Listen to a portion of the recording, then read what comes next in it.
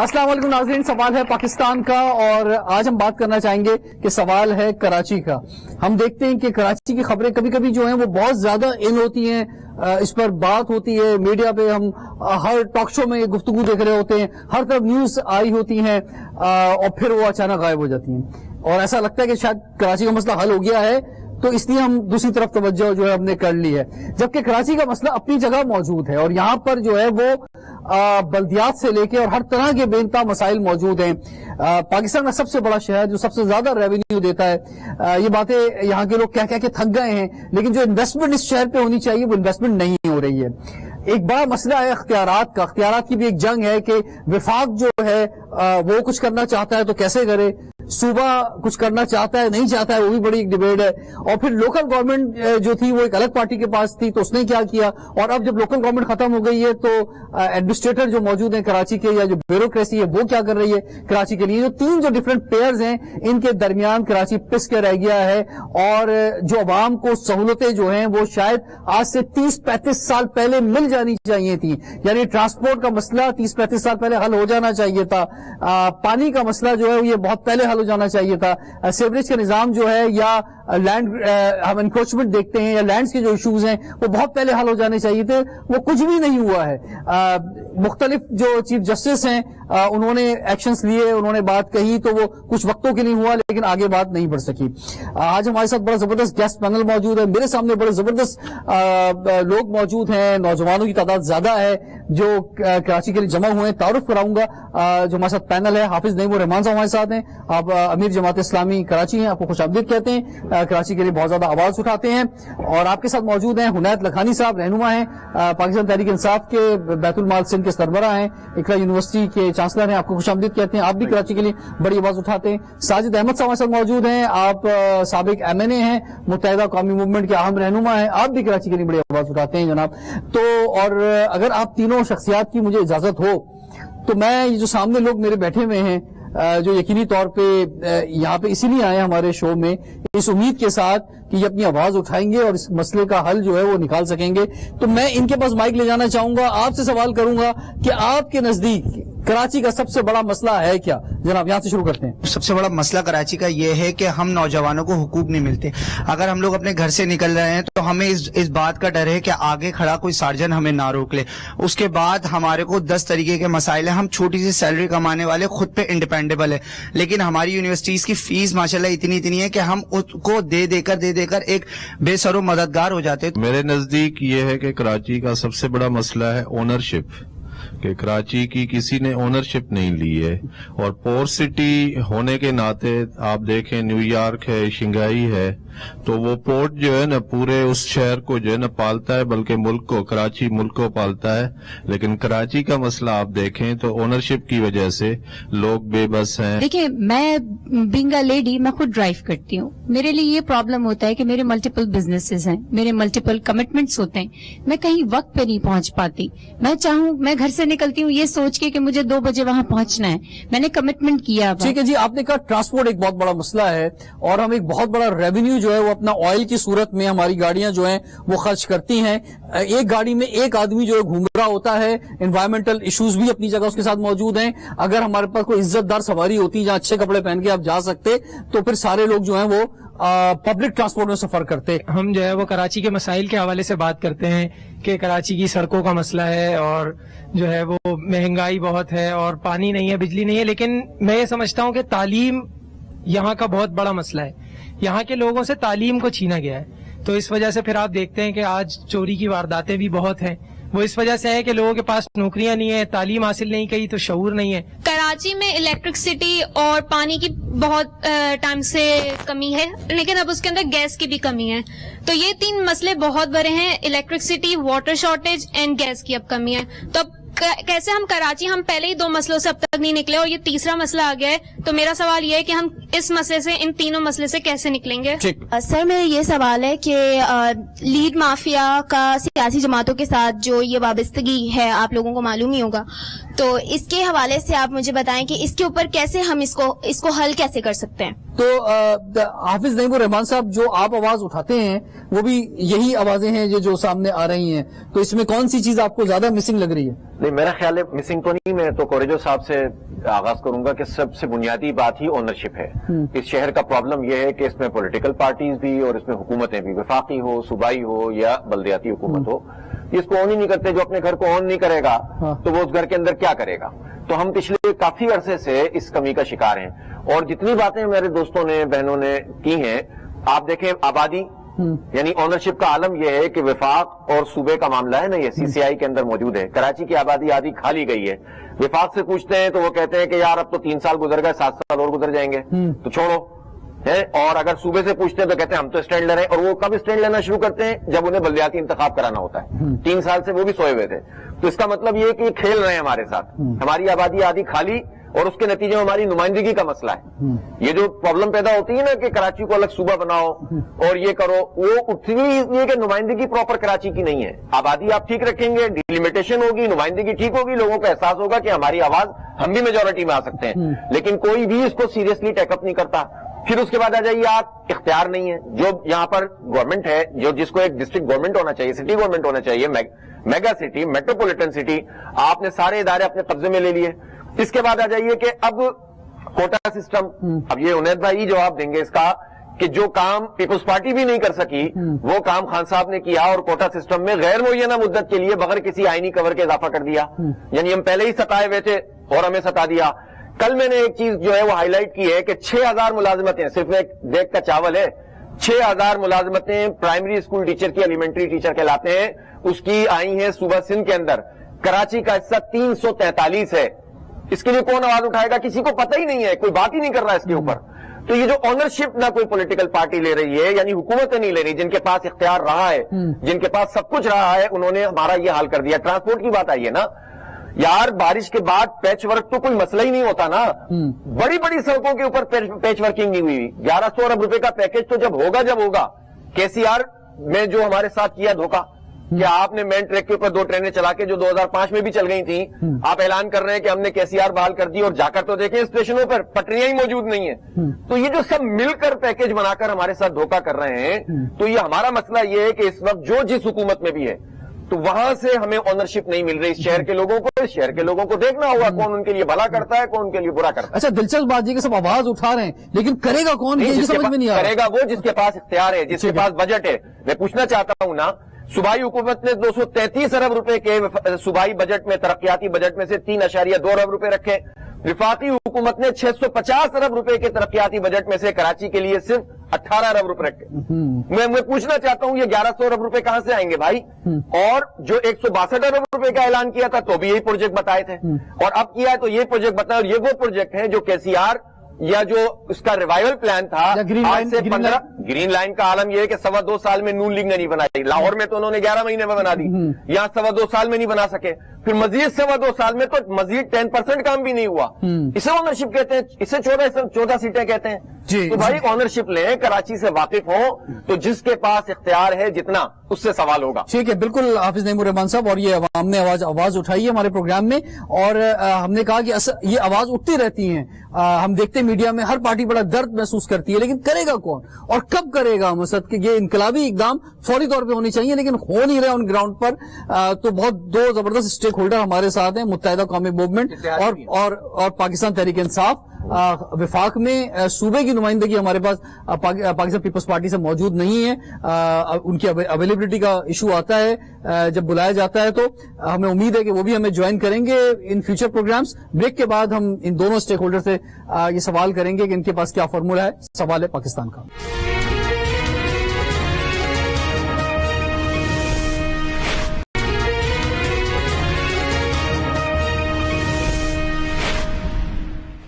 Welcome back. سوال ہے پاکستان کا, اور سوال ہے آج ہم نے اٹھا رہے ہیں ونس اگین کراچی کا, کیونکہ مسائل حل ہو نہیں رہے ہیں. ساجد صاحب آپ سے آغاز کریں گے. ایم کیو ایم جس کو سب سے زیادہ اقتدار ملا کراچی کا, لوگوں نے سب سے زیادہ ووٹ دیا, آپ نمائندے تھے, لیکن آپ ہی کے لوگ سب سے زیادہ اسٹریٹ کرائم میں لٹتے رہے. آپ ہی کے جو علاقے جہاں پہ آپ کے M N As M P S تھے, جو یہاں کے نوجوانوں نے کہا ان کا تعلیم کا مسئلہ ہے وہ مسلسل رہا. پھر بلدیات, یہ سب چیزیں جو ہیں اختیار تھا یا نہیں تھا؟ لوگ تو سوال یہ کرتے ہیں کہ بھائی ہم نے تو آپ کو ووٹ دیا تھا, آپ نے کیوں ہماری نمائندگی نہیں کی؟ بسم اللہ الرحمن الرحیم. السلام علیکم. بہت اچھے کوشچن یہاں پر لوگوں نے اٹھائے. مثال کے طور پر سینسس کے حوالے سے بات کی, روڈ کی ٹوٹ پھوٹ کے حوالے سے بات کی, اونرشپ کے حوالے سے بات کی, لینڈ مافیا کے حوالے سے بات کی, اور ڈفرینٹ اور بھی کوشچن غربت کے حوالے سے بات کی گئی. بہت اچھے اور یہ کوشچن بنتے ہیں سب اس شہر کے لیے اور اس ملک کے لیے بھی بنتے ہیں کہ واقعی میں جو حالات ہیں اس میں یہ کوشچن کرنا آپ کا بنتا ہے اور ہمارا جواب دینا بھی بنتا ہے. وہ اس لیے کہ ہم پولیٹیکل لوگ ہیں. لیکن اب اس میں غور کرنے والی بات یہ بھی ہے کہ مثال کے طور پر اگر ایم کیو ایم کو کہا جائے کہ آپ ہمیشہ اقتدار میں رہے ہیں یا اپوزیشن میں رہے ہیں تو آپ نے کیا کیا, اور بنیادی کوشچن ہے یہ. تو ہمارے پاس کا جواب یہ ہوتا ہے کہ یقیناً پاکستان کی تاریخ میں ایک تو پاکستان پیپلز پارٹی, نون لیگ, جتنی بھی تفصیل میں جانے کے بجائے میں آج پہ آیا. بالکل, ابھی جو صورتحال ہے ابھی آپ کیا کر رہے ہیں, کیونکہ آپ جب حکومت میں شامل ہوئے تو بہت سارے مطالبات تھے آپ سے پاکستان تحریک انصاف سے کہ جناب ان چیزوں پہ عمل ہوگا تو ہم جو ہے حکومت کا حصہ بنیں گے. میں بیسک بات کر رہا ہوں. دیکھیں, بلدیاتی سسٹم بیس ہوتا ہے. مثال کے طور پر مشرف صاحب کے زمانے میں بلدیاتی سسٹم ہوئے, اس کے 10 سال بعد پھر سپریم کورٹ نے اسٹینڈ لیا تو بلدیاتی انتخابات پاکستان کے اندر ہوئے. لیکن جو مشرف صاحب کے دور میں انتخابات پورے پاکستان کے اندر ہوئے تھے اس میں وفاق نے ڈیلیور کیا صوبوں کو, پروونس نے پھر سٹی کو. جب سٹی کو چیزیں ڈیلیور ہوئی تو وہ ڈسٹرکٹ تک, یوسیز تک وہاں پر کام ہوئے, نظر آئے, دکھے ہمیں. لیکن اس کے بعد جمہوری قوتیں پاکستان کے اندر آئیں, اقتدار ان کو ملا, انہوں نے سپریم کورٹ کے کہنے پر بلدیاتی انتخابات تو کروا دیے. کیونکہ جو آپ بات کر رہے ہیں بیسک بات کر رہے ہیں یہ تمام وہ کام ہیں جو کہ بلدیاتی نمائندے کرتے ہیں اور ان کی رینج کے اندر ہوتے ہیں, ان کے اختیار کے اندر تمام یہ کام ہوتے ہیں. لیکن جیسے ہی 10 سال بعد پاکستان میں دوبارہ بلدیاتی انتخابات ہوئے, ایم کیو ایم نے ون کیا. ایم کیو ایم نے ون اس لیے کیا کہ جو 10 سال پہلے جو ایم کیو ایم کے نمائندے تھے انہوں نے ڈیلیور کیا, لوگوں کو دیا, اس شہر کو بنایا, یہاں بڑے بڑے پروجیکٹ تعمیر کیے, اور اسی امید کے ساتھ لوگوں نے دوبارہ ووٹ دیے. لیکن ہمارے یہاں جو سیاسی سسٹم یہ ہے کہ دوسری سیاسی جماعت کے ہاتھ پاؤں آپ باندھ دیں تاکہ وہ کوئی کام نہ کر سکے, تاکہ وہ کام نہ کر سکے. آج کی بات کر لینا, آج کی بات بالکل لوگوں نے آج کی بات کی ہے. اب کل کیا کرنا ہے یہ بتائیں مجھے. لیکن اب کل یہ کرنا ہے ہمیں کہ ایک تو ہم دوبارہ سے اسی بلدیاتی سسٹم کے لیے لڑ رہے ہیں کہ بالکل بلدیاتی سسٹم پورے پاکستان کے اندر ہونے چاہیے, لیکن پاور آپ ان کو دیں تو بات بنے گی آگے. اگر آپ ان کو امپاور نہیں کریں گے تو بیکار ہے. آپ ہاتھ پاؤں باندھ کر کسی کو آپ میز پر, کرسی پر بٹھا دیں گے اور اس کا کام صرف یہ ہوگا کہ وہ صرف لیبرز کی تنخواہیں وفاق میں شامل ہوئے تو پی ٹی آئی کیا کر رہی ہے آپ کی نظر میں, اور اگر نہیں کر پا رہی ڈیلیور تو آپ کیوں کھڑے ہیں پی ٹی آئی کے ساتھ؟ دیکھیں, بالکل ہمارے پاس آپشن نہیں ہے پاکستان کے اندر مسلم لیگ نون, پیپلز پارٹی یا پی ٹی آئی. اب یقیناً ہمیں ان کو بھی آزمانا تھا. اچھا, ابھی گزشتہ دنوں عمران خان صاحب کراچی آئے اور انہوں نے اناؤنس کیا تھا کہ 1130 ارب روپے میں کراچی کو ترقیاتی فنڈ دوں گا, اور اس کا بہت شور بھی ہوا. اچھا, اس سے پہلے ایم کیو ایم کے بلدیاتی نمائندے چلا رہے تھے کہ ہمارے پاس اختیار نہیں ہے, بہت برا حال کراچی کا ہے. لیکن جیسی کراچی کے اندر بارشیں ہوئیں تو بلی تھیلے سے باہر آئی, اور سب کو اندازہ ہوا واقعی میں کراچی میں مسائل ہے. پورے پاکستان کے سیاستدان جاگے, سب نے کراچی پہ آواز اٹھائی, ٹی وی ٹاک شوز ہوئے, بات چیت ہوئی. تو اس کے بعد عمران خان صاحب کراچی آئے, انہوں نے 1130 ارب کا اناؤنس کیا کہ ہم 1130 ارب روپے لیکن 3 سال میں لگائیں گے اس کو. ٹھیک ہے نا. اس میں سے کچھ پروجیکٹ وہ بھی ہیں جو کہ پرانے پروجیکٹ ہیں, ان پر کام چل رہا ہے. لیکن ہمارا سوال اب یہ ہے پاکستان اپنے اتحادی سے, پاکستان تحریک انصاف سے, کہ دیکھیں کراچی 3 سال میں وفاق کو 9000 ارب روپے دے گا. کراچی 3 سال میں وفاق کو 9000 ارب روپے دے گا, اور کراچی کو 1130 ارب روپے دیں گے آپ, اور وہ بھی 3 سال میں. میرے خیال میں کراچی بہت کچھ مانگ رہا ہے. وہ اس لیے کراچی بہت کچھ مانگ رہا ہے کہ مثال کے طور پر کراچی کورنگی انڈسٹری ایریا وہ روزانہ 40 کروڑ روپے دے رہا ہے وفاق اور سندھ کو, 40 کروڑ روپے دے رہا ہے. آپ اگر پاکستان کے دیگر انڈسٹریز ایریاز میں چلے جائیں, صوبوں میں چلے جائیں جہاں انڈسٹریز لگی ہوئی ہیں, سیالکوٹ چلے جائیں, آپ دیکھیں اس کا نقشہ کیسا چینج ہے. آپ کورنگی انڈسٹری جا کے دیکھ لیں. بالکل اس طرح سے جہاں یہ مسائل بھی ہیں, وہاں کراچی میں جابوں کے حوالے سے بھی بہت بڑا ہاتھ کراچی کے لوگوں کے ساتھ ہمیشہ ہوتا ہوا آیا ہے. ابھی 2.25 لاکھ جاب, یعنی یہ ساری ناانصافیاں ہو رہی ہیں, تو اس پر آپ نے کوئی آواز اٹھائی, کوئی احتجاج کیا؟ بالکل. دیکھیں, اس کے ڈومیسائل کے حوالے سے, اس میں ڈومیسائل کے حوالے سے جعلی ڈومیسائل پر کام ہوا, ہم سپریم کورٹ گئے. سینسس کے حوالے سے ہم نے پٹیشن سپریم کورٹ کے اندر لگائی ہے. ٹھیک ہے. اس کے علاوہ کراچی میں اگر میگا پروجیکٹ کی بات ہوتی ہے, مثال کے طور پہ K4, S3, mass transit, circular railway, Karachi express way, اس کے علاوہ M9 کا منصوبہ جو کہ تعمیر ہو چکا ہے, یہ سب جتنے بھی کام اب تک کراچی میں ہوئے کم از کم کرائے ہوئے ایم کیو ایم نے. کراچی میں جو پانی آ رہا ہے, کراچی میں جو سیوریج ہے, کرائے کم از کم وہ ایم کیو ایم نے. اچھا میں بالکل بھائی اس پر ہم ذرا کمنٹ ضرور لیں گے دوسری جانب سے, لیکن عنایت لکھانی صاحب بہت سارے سوال اٹھائے گئے ہیں اور زیادہ تر رخ جو ہے وہ کیونکہ 14 سیٹیں ملی ایم این اے کی.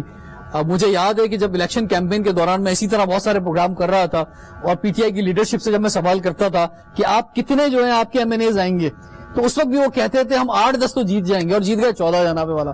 تو چلیں اتنا یعنی آپ پہ جو ہے وہ میں کیا کہوں کہ کیا کچھ ہو گیا آپ کے ساتھ. تو اب جو ہے کراچی کی مل گئی 14 سیٹیں, تو لوگ بول رہے ہیں ہم نے آپ کو ووٹ دیا ہے. بھائی اب جو سوال ایم کیو ایم سے تھا کہ پہلے ایم کیو ایم کے ووٹ تھا تو اس نے کچھ نہیں کیا, اگر فرض کریں تو پھر آپ کو طاقت دی ہے, آپ یہ 14 سیٹوں سے وزیر اعظم بنے عمران خان صاحب, تو وہ کیا کر رہے ہیں کراچی کے لیے؟ بسم اللہ الرحمن الرحیم. سب سے پہلے تو بہت بہت شکریہ آپ کا اور تمام دوستوں کا, خاص طور پہ یوتھ کے ساتھ بیٹھا ہوں آپ کے پروگرام میں. یہی سب سے زیادہ مزہ آتا ہے کہ سارے ینگ لوگ ہوتے ہیں اور ان کے ساتھ بیٹھ کے ان کے خیالات سن کے جو ہے بہت اچھا لگتا ہے. کوئی 2 جو لائنز ہیں انہی سے سوالات کیے اور 12 پوائنٹ سامنے آئے, میں نے لکھا, اور ہر پوائنٹ کے اوپر جو ہے آدھا گھنٹہ ہم بات کر سکتے ہیں. یوتھ امپاورمنٹ کی بات ہوئی, کراچی کی سینسس کی بات ہوئی, اونرشپ کی بات ہوئی, غریب پرور شہر ہے لیکن اس کا کوئی نہیں, ٹرانسپورٹ کی بات ہوئی, لک آف دا سٹی کی بات ہوئی, میگا پروجیکٹس کی بات ہوئی, ایجوکیشن کی بات ہوئی, پاورٹی کی بات ہوئی, انٹرپرینورشپ کی بات ہوئی, واٹر کی بات ہوئی, مافیاز کی بات ہوئی. یہ ساری کامن سینس کی باتیں سب کو پتا ہے, اور شاید 10 اور پوائنٹس بھی آ جائیں گے. ہم سب کو یہ پتا ہے کیا کیا پرابلمز ہیں. یہ ساری کی ساری پرابلمز دنیا کے کسی شہر میں نہیں ہیں. میں دنیا کے کئی شہروں میں رہ چکا ہوں, چاہے وہ مڈل ایسٹ کے ہوں, چاہے وہ یورپ کے ہوں, چاہے وہ امریکہ کے ہوں, چاہے وہ پاکستان کے ہوں. اسلام آباد میں بھی میں رہا ہوں. ایسا لگتا ہے کہ بس پاکستان سے 15 منٹ کے فاصلے پہ وہ کوئی ملک ہے, اور وہاں پہ کسی قسم کا مسئلہ نہیں ہے. یہ شہر جو کہ ایک پورٹ سٹی ہے, وہاں پہ یہ سارے مسائل کیوں ہیں؟ اور میں بہت لمبی پرانی بات نہیں کرتا, میں سمپل یہ کہتا ہوں یہ سارے مسائل پیدا کیے ہوئے ہیں. یہ سارے مسائل کسی شہر میں نہیں, خاص طور پہ کسی پورٹ سٹی میں. دنیا کی جو پورٹ سٹیز ہیں وہ ریچسٹ سٹیز ہوتے ہیں.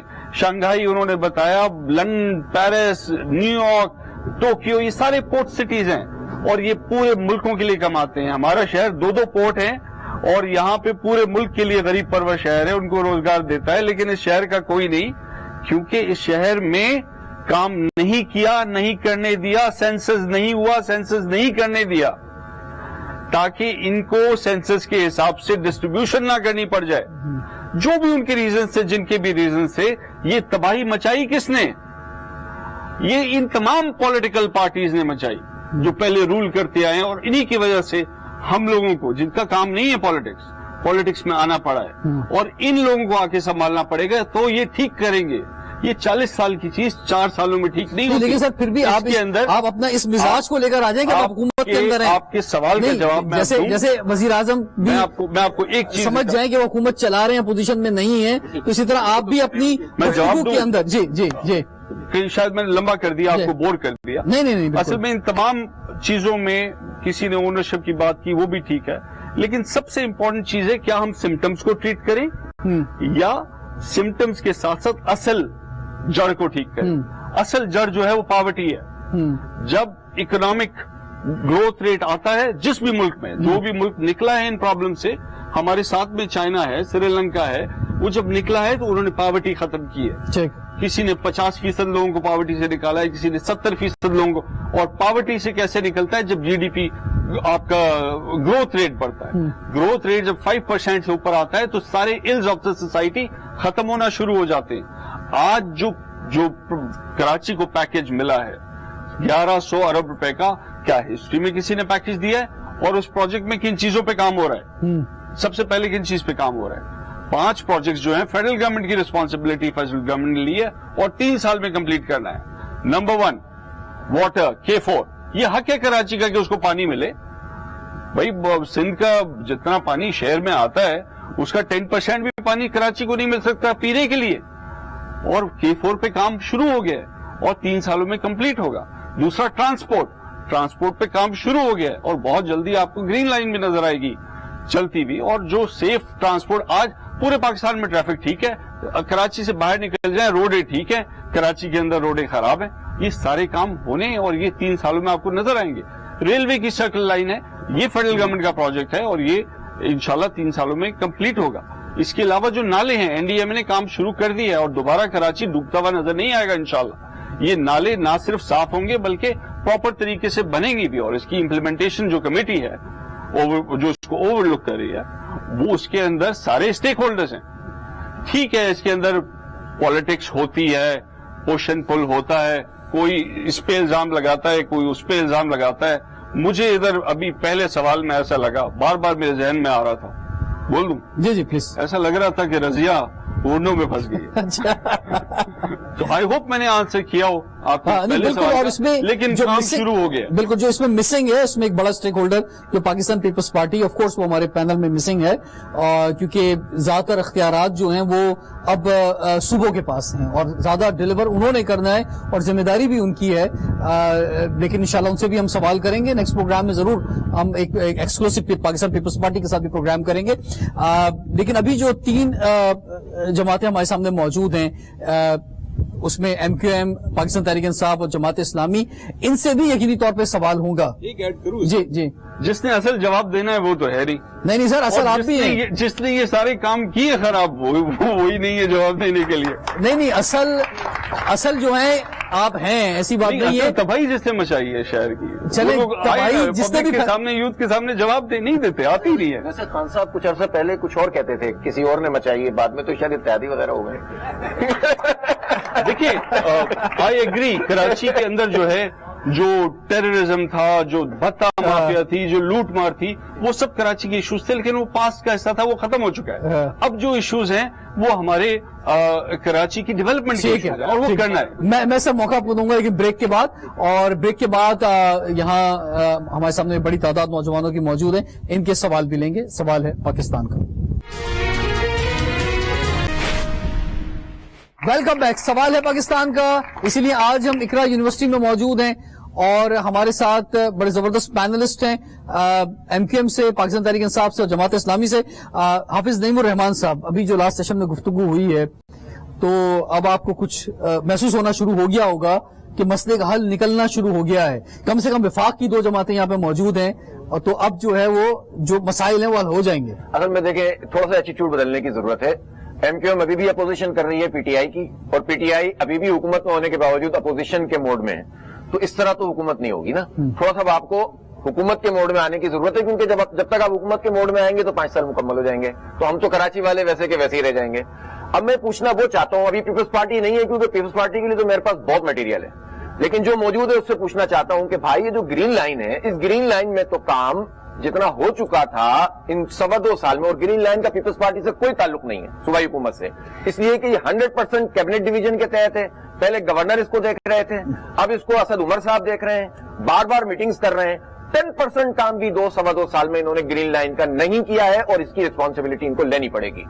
आ जाइए K4 की तरफ, जो पीपल्स पार्टी ने उसका बड़ा गलत कर दिया, चूंकि पिछले अरसे में वही मौजूद रही है। K3 मुकम्मल करके गए थे नेमतुल्लाह खान साहब, उसके बाद एक कतरा पानी का इजाफा भी 15 साल में नहीं हुआ है, कोई दावे कितने भी बड़े कर ले, ठीक है।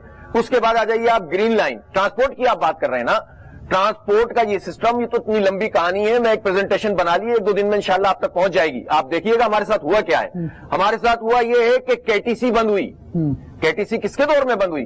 किसी बाहर के आदमी ने आके बंद नहीं की, हमारे भाई के वजीर थे बशीर फारूकी साहब। उस जमाने में फैसला हुआ कि कराची की वो ट्रांसपोर्ट कंपनी जिसमें 1000 बसें थी बंद हो गई, जिसमें 100 बसें तो सिर्फ कराची यूनिवर्सिटी में चलती थी, और हमारे पाकिस्तान शिपौंदर जैसे कॉलेज में भी 2 पॉइंट चला करते थे KTC के, उसको जो है खत्म कर दिया गया। सर्कुलर रेलवे इन्हीं के जमाने में 99 में खत्म की गई, जो कि पहले साल में 1970 में उसने 7 मिलियन लोगों को जो है वो दिया था, और पाकिस्तान रेलवे का सबसे मुनाफा बख्श तरीन ये सब्जेक्ट था। अब तो हम उन पटरियों को तलाश कर रहे हैं कि जो اس کے CR میں چلا کرتی تھیں. تو کیوں نہیں اس پہ کام ہو رہا؟ شیخ رشید صاحب نے 2.25 سال میں یہ کام کیوں نہیں کیا ہے؟ کیوں اب وہ صرف سپریم کورٹ کو دکھانے کے لیے افتتاح کر کے چلے گئے؟ اس کا کہ جس کو 2005 میں بھی 5 ٹرینوں سے افتتاح کیا تھا، اب یہ 2 ٹرینوں سے افتتاح کر کے چلے گئے. تو اب رسپانسبلٹی تو ان لوگوں کو لینی پڑے گی نا. ٹرانسپورٹ میں گرین بسیں لے کر آئے تھے نا نعمت اللہ خان صاحب، بتائیں نا کہ انہوں نے کہا کہ انہوں نے بہت کام کیا، تو گرین بسیں کہاں چلی گئیں؟ ہوا میں اڑ گئیں، ختم ہو گئیں. 32 کالج بنا کر گئے تھے نعمت اللہ خان. میں اس لیے بات کہہ رہا ہوں کہ 4 سال ہمیں صرف محدود اختیار ملا تھا. حکومت ان کی تھی، وفاق میں بھی یہ تھے، صوبے میں بھی MQM اور پیپلز پارٹی اور پاک لیگ اس زمانے میں ہوا کرتی تھی. ہمارے پاس جتنے اختیار تھے ہم نے 32 کالج بنائے، 1 کالج اس کے بعد نہیں بن سکا. ایجوکیشن کی بات انہوں نے کی ہے نا. اسی طرح آپ بتائیں کہ جتنے ماڈل پارکس بنائے تھے اس کے بعد کیا ہوا؟ یہ گرینری دیکھ کے تو ہمیں بھی اچھا لگتا ہے، تو یہ گرین تو ہونا شروع ہو گیا تھا شہر، کیوں دوبارہ سے اجڑ گیا؟ کیوں چائنا کٹنگ ہو گئی؟ تو رسپانسبلٹی ان لوگوں کو لینی پڑے گی. اب چھوڑ دیں ہر بات کو. میں انید بھائی سے پوچھتا ہوں، بھائی یہ نوٹیفائی کیوں نہیں ہو رہی ہے مردم شماری؟ اور جو CCI میں یہ طے ہوا تھا کہ 5% بلاک کھولے جائیں گے، وہ کیوں نہیں کھولے جا رہے؟ اس میں کون سی راکٹ سائنس ہے؟ آپ ہمیں گننا نہیں چاہتے اور سب نہیں گننا چاہتے، یہ رسپانسبل ہے. میں معذرت کے ساتھ آپ ہمیں اختیار نہیں دینا چاہتے اور پیپلز پارٹی سمیت یہ سب رسپانسبل ہیں. آپ نے کوٹا سسٹم میں ہمارے اوپر چھڑا گھونپا ہے یار. 10 سال کے لیے یہ بنا تھا، 10 سال کے لیے اضافہ کیا ضیاء الحق نے، پھر 20 سال کے لیے اضافہ کیا نواز شریف نے جس میں MQM ان کی اتحادی تھی، اور اب غیر معینہ مدت کے لیے اضافہ کیا اور یہ کیبنٹ کے اندر MQM اور PTI بیٹھتی ہے اور انہوں نے 2/3 میجورٹی سے اس میں ترمیم بھی نہیں کی ہے اور ہم پر جو چھڑا گھونپ دیا. اب جو ہمیں نہ وفاق میں ملازمتیں مل رہی ہیں نہ صوبے میں ملازمتیں مل رہی ہیں، اس شہر کے لوگ کہاں جائیں؟ کس سے سوال کریں؟ تو جس کے پاس حکومت ہے سوال اس سے ہوگا. اب اپوزیشن نہیں ہے اب آپ حکومت ہیں. ہمیں ٹرانسپورٹ بھی چاہیے، اور بھائی کچھ نہیں کر سکتے تھے تو آپ پیچ ورک تو کر دیتے میرے بھائی. ٹھیک ہے، آپ 1100 ارب روپے میں ہمیں 300 دن میں آپ ہمیں پیچ ورک کر کے نہیں دے سکتے. میں یقینی طور پہ اس کا جواب لوں گا اپنی دونوں معزز شخصیات سے، لیکن اس سے پہلے میں آپ کی جانب بڑھنا چاہوں گا کہ آپ کے پاس جو سوال ہے. جی پلیز. السلام علیکم سر، میرا نام آغا محسن ہے. میرا سر سے ایک چھوٹا سا سوال ہے. ایک اگر چیمبر آف کامرس سے لنک رکھتے ہیں سر ہنید بھی، سر جو آئیڈیاز اور انٹرپرینورشپ پہ ہم نے کراچی میں آج تک کام نہیں کیا، کوئی بھی ایک پراپر طریقے سے رننگ نہیں ہوئی اسٹوڈنٹس کے لیے بزنس طریقے، اور ہم لوارث کراچی کو کافی وقت سے سنتے ہوئے آئے ہیں اور یہ سوالات ہم ہمیشہ کھڑے ہوتے آئے ہیں، لیکن نہ کبھی پارلیمنٹ میں سوال کھڑا ہوا، نہ کیبنٹ میں ہوا، اور نہ کراچی کے بارے میں کبھی کسی نے صحیح طرح سوچا ہے. تو میرے سوال ہے سوچنا تھا جن کو آپ نمائندہ بنا کے، یعنی جو ان کو الیکٹ کر کے آپ اسمبلیوں میں بھیجتے ہیں، چاہے MNA بنائے چاہے MPA بنائے، ان کا کام تھا. انہوں نے بھی نہیں بات کی نا کبھی آواز اٹھاتے. جو اس شہر سے MNA بن کے وفاقی وزیر بنے، ان کی ذمہ داری تھی کہ وہ آواز اٹھاتے. آپ سر نہیں اٹھائے گئے نا. یہ یوتھ کھڑی ہے آپ کے سامنے، یہ ساری یوتھ ہی بیٹھی ہے آپ کے سامنے. ان یوتھ سے پوچھیں کہ دل جل رہے ہیں جو کراچی کا حالات دیکھتے ہیں اور اسٹوڈنٹس ایجوکیشن اپنا سسٹم دیکھتے ہیں. میرے خدا، مجھے طارق کا حوصلہ ہوا تھا، ضرورت آ پڑی ہے کشتیاں جلانے کی، اور شریک جرم نہ ہوتے تو مخبری کرتے. ہمیں خبر ہے لٹیروں کے ہاتھ ٹھکانے کی. رضوان بھائی کو سب پتا ہے. جی السلام علیکم، میرا نام رضوان ہے اور میرا جو کوشچن ہے وہ جماعت اسلامیہ کے جو یہاں بیٹھے ہوئے ہیں ان سے ہے، حافظ صاحب سے، کہ اب جو کمنگ BD الیکشن آ رہی ہے کہ ہم دیکھ رہے ہیں کہ اسٹریٹ پہ جو پارٹی نظر آ رہی ہے وہ صرف جماعت اسلامی نظر آ رہی ہے. ہم امید کرتے ہیں کہ یہی پارٹی جو ہے نا، جو حالات نظر آ رہے ہیں یہی پارٹی آئے گی. تو خان صاحب نے جو کہا ہے کہ ہم پاور کو ڈسٹریبیوٹ کریں گے نچلی سطح تک، تو ان کے پاس کیا کانکریٹ سولوشن ہے ان سارے پرابلمس کا؟ عنایت لکھانی صاحب، یہ کچھ سوالات سامنے سے بھی آئے اور کچھ لمبی چوڑی شیٹ جو ہے حافظ نعیم الرحمان نے بھی آپ کی خدمت میں پیش کی تھی. چارٹ شیٹ تو انہوں نے دے دی اور اصل میں تو ان کو بھی سارے جواب پتا ہے. وہ تو اور یہ بھی جب حکومت میں آئیں گے تو ان سے پوچھیں گے.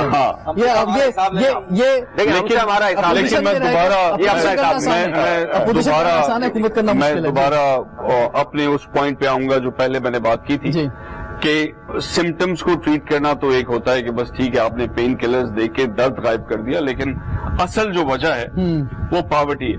اور پاورٹی ایلیویشن کے لیے حکومت نے کیا کیا؟ انٹرپرینورشپ ہے تاکہ امپلائمنٹ ہو، اس کے لیے حکومت نے کیا کیا اور اس کا کیا طریقہ تھا؟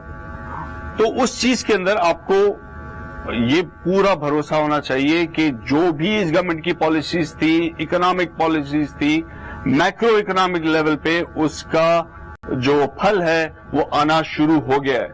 آپ کی ٹیکسٹائل انڈسٹری एक्सपोनेंशियल ग्रोथ पे है, आईटी इंडस्ट्री एक्सपोनेंशियल ग्रोथ पे है, फार्मास्यूटिकल इंडस्ट्री एक्सपोनेंशियल ग्रोथ पे है, इंजीनियरिंग इंडस्ट्री एक्सपोनेंशियल ग्रोथ पे है, स्पेशल इकोनॉमिक जोन्स बन रहे हैं और ये सारी जो हमारी डेफिसिट था बजट का वो खत्म भी हो गया और पॉजिटिव में भी चला गया, कोरोना के बाद भी चला गया, बारिशों के बाद भी चला गया, सैलाब के बाद भी चला गया, एग्रीकल्चर भी ग्रोथ पे है। अभी तक हम एग्रीकल्चरल कंट्री हैं और तब भी हम we are doing well now.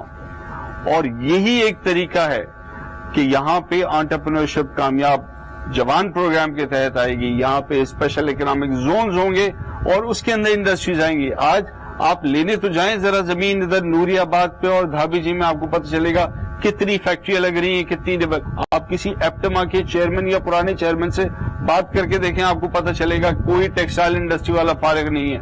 कल एक ट्रांसपोर्ट वाला मेरे साथ था, वो कह रहा था 25,000 में हम फैसलाबाद से लाते थे, अक्सर खाली ट्रक लाते थे, अब हमें 55,000 रुपए मिलते हैं। सो ट्रिकल डाउन इफेक्ट आना शुरू हो गया है और यही हमारे तमाम मसाइल का हल है। जब ये चीज अनएम्प्लॉयमेंट को खत्म करेगी, पॉवर्टी खत्म होगी, तो सारे इल्स जो हैं सोसाइटी के खत्म होना शुरू हो जाएंगे। अगर 1 अरब रुपए का K4 है तो 2 अरब रुपए का K5 भी बन जाएगा और इंशाल्लाह बनेगा। लेकिन सिम्टम्स के ऊपर फोकस नहीं करना, हमने जो है असल बीमारी को जड़ से उखाड़ के फेंकना है, करप्शन के ऊपर फोकस करना है। अगर हम शरीके जुर्म होते तो करप्शन के ऊपर इतना स्ट्रॉन्ग स्टैंड लेके ना बैठे होते जितना स्ट्रॉन्ग स्टैंड लेके बैठे हुए। आज भी वो सारे चोर इकट्ठे हो गए, तब भी हम लोग NRO नहीं दे रहे। साजिद साहब वेरी क्विक, देखिए काफी सवाल आपकी तरफ। देखिए इल्जाम लगाने को कोई भी इल्जाम लगा, ठीक है, और इल्जामात का जवाब भी देना चाहिए, बिल्कुल सही कह रहे हैं। अच्छा देखिए, मिसाल के तौर पर नईमुर रहमान भाई ने कहा कि नेमतुल्लाह साहब ने बहुत काम किया, यकीनन किया होगा उन्होंने काम और किया है यकीनन, लेकिन अगर नेमतुल्लाह साहब की जमात इस्लामी की कारकर्दगी इतनी अच्छी होती तो क्या उसके बाद होने वाले इलेक्शन में क्या जमात इस्लामी को जीतना चाहिए था? नहीं, क्वेश्चन है। जीत रही है ना सर, इसका मतलब ये हुआ, इसका मतलब ये हुआ कि वो हार गए। अच्छा इसके अलावा देखिए, कराची की तारीख में जितनी मरतबा इलेक्शन हुए, अगर इतनी कारकर्दगी हमारी अच्छी नहीं होती तो लोग बार बार सिलेक्ट नहीं करते MKM को। इसका अच्छा बिल्कुल इसी तरह से एक बात और करूंगा, बिल्कुल इसी तरह से मिसाल के तौर पर देखिए, मिसाल के तौर पर अगर नईमुर रहमान भाई की कारकर्दगी इतनी अच्छी होती, यूसी चेयरमैन का इलेक्शन हारे हैं ये, यूसी चेयरमैन का इलेक्शन हारे हैं, इसका मतलब ये है कि कारकर्दगी अच्छी। अब दूसरी बात ये देखिए, इल्जाम आप किसी पर भी लगा दें, किसी की कोई बात ना सुने, ये लॉजिक में नहीं है ना। अच्छा लॉजिक ये है कि मैंने तो आपको लॉजिक दी ना कि इतना अच्छा अगर काम किया होता तो किसी एक वक्त में तो जमात इस्लामी को कराची से कामयाब होना चाहिए था ना। इसका मतलब ये हो गया कि अगर आप इल्जाम लगाएंगे दूसरा भी इल्जाम लगाएगा। देखिए कहने की अब अगर आप सोल्यूशन की तरफ आए कि हमें चीजों को आगे किस तरह लेके बढ़ना है, तो आगे बढ़ने का तरीका यह है कि इस मुल्क के अंदर रियल जमहूरियत के लिए स्ट्रगल करें, कराची को 6ठी या 7वीं मरतबा सेंसस पाकिस्तान की तारीख में हुए और कराची को हमेशा कम गिना गया है। कराची की आबादी को हमेशा माइनस इसलिए किया गया है कि अगर कराची की आबादी को आप सही गिन देंगे तो कराची में MNS की कम अज कम यहाँ पर NS की सीट तकरीबन होंगी 40 और PS की तकरीबन होंगी 80, तो कराची का आपका CM होगा। कराची का CM ना है, इसलिए सेंसस हमेशा गलत अंदाज में किए जाते हैं। हम तो कह रहे हैं अच्छा इसके लिए MKM गई सुप्रीम कोर्ट। MKM ने उस जमाने के अंदर खाकान अब्बास साहब थे, उस जमाने में MKM ने वहां आवाज उठाई, तो उन्होंने एक कमेटी बनाई कि ठीक है हम एक UC का मॉडल बना के हम वहां सेंसस करवाएंगे और उसके बाद हम सेंसस करवाने के बाद हम पूरे कराची की आबादी को उससे मेजर करेंगे क्या बनता है क्या नहीं बनता। लेकिन ये नहीं हुआ, इसलिए कि कराची है ये। जिस तरह भाई ने बात की कि कराची का कोई बात करे बंदा तो गद्दार है, उस पर इल्जामात लग जाते हैं। देखिए स्ट्रगल कर रहे हैं, स्ट्रगल कोई आसान नहीं होती, स्ट्रगल के अंदर ऊंच नीच आती है और जितने क्राइसिस MKM पर आए हैं अगर किसी और जमात पर आते तो उनका वजूद मिट जाता। लेकिन आज भी MKM जिस सूरत में खड़े हैं, इसकी बुनियादी वजह यह है कि हमने डिलीवर किया है, हमारे पास सिस्टम है, हमारे पास निजाम है। आज भी MKM के कारकुनान मौजूद हैं और MKM पर मरने के लिए तैयार है। उसकी बुनियादी वजह यह है, मिसाल के तौर पर मेरे एक भाई ने अच्छा सवाल किया कि बहुत ज्यादा कराची में मैं पढ़ा, बचपन से लेकर आज तक जवान हो गया हूं और मैंने हमेशा टेररिज्म यहां पर देखा है, बहुत कुछ देखा है। तो टेररिज्म MKM ने नहीं किया। अगर हैदराबाद में हमला होता है तो वो एमक्यू ने नहीं किया था। कराची की मुख्तलिफ आबादियों पर हमले किए गए, बहुत कुछ हुआ है। आप अगर किसी को आप अगर किसी को गलत अंदाज से ट्रीट करेंगे तो उसका रिस्पांस कैसा आएगा? यकीनन उसका रिस्पांस भी यही आएगा। बहुत शुक्रिया। चलें जी, बहुत शुक्रिया, थैंक यू वेरी मच आप सबका। यकीनी तौर पे मुझे अंदाजा हो रहा है कि आप लोगों ने जो अपने पॉइंट्स रख दिए हैं उस पर बहुत से सवाल जो है ये करना चाहते हैं। बहुत से लोग हैं जो मुत्तफिक नहीं है आपकी गुफ्तगू से, लेकिन हम इसको ओपन छोड़े जाते हैं क्योंकि मसला हल हो नहीं रहा और यकीनी तौर पे हमारे प्रोग्राम से मसला हल हो भी नहीं जाएगा। इस पर जो है वो पेशरफ हकीकी बुनियादों पर होनी चाहिए। जो बहुत बड़े बड़े मसले हैं, नौकरियों के, कोटा सिस्टम के, सड़कों के, बल्दियात के, रोजगार के, ये बहुत बड़े बड़े इश्यूज हैं। इन्वेस्ट होना चाहिए, जो कराची में उसका हक है, ये पाकिस्तान के मुस्तकबिल के लिए जरूरी है। अगर ये शहर तरक्की करेगा तो पाकिस्तान तरक्की करेगा, ये बहुत आसान बात है लेकिन बड़ी मुश्किल हो गई है। तो इस पर जो है समझ आ जाना चाहिए सब लोगों को। इंशाल्लाह हम ये मुख्तलिफ तौर पे इश्यूज जो है उठाते रहेंगे। अभी इजाजत दीजिए, सवाल है पाकिस्तान का।